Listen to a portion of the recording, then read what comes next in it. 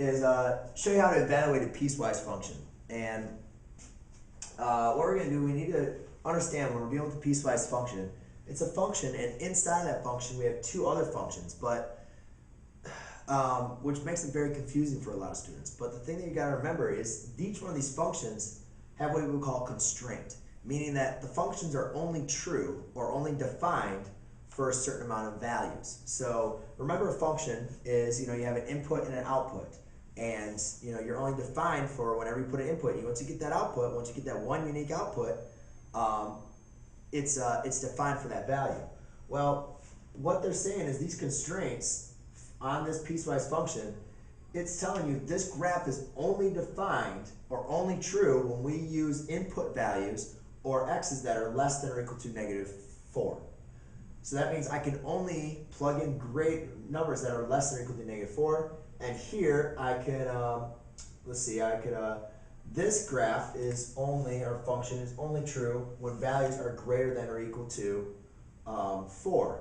So if I was actually going to even draw this, I could actually even plot this graph real quick. X squared plus 1 is going to look something like this. Right? And then -7, 1, 2, 3, 4, 5, 6, 7. Well, let's pretend that's 1. So that's what an x squared function looks like. That's x squared plus 1. And this 6/7 would look something like that.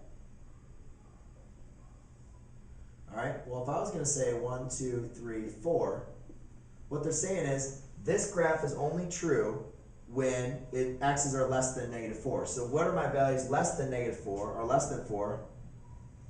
My graph is going to look like that. And then once it's greater than 4, this graph takes over.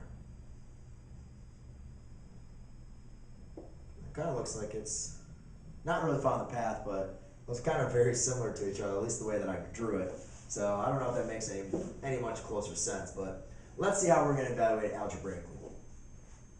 So let's say I wanted to evaluate f of -3. So if I want to evaluate f of -3, I have to determine which function am I going to put it into. Because f of -3 is not true for both of these. It's only true for x values, because remember this is x, this is -3. It's only true when it's less than or equal to -4. So I'm only going to plug it into this function. Well, -3 times -3 is a positive 9. 9 plus 1 equals 10.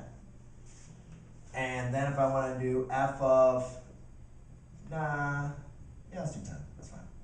F of 10, since 10 is greater than 4, I'm going to plug it only into this function.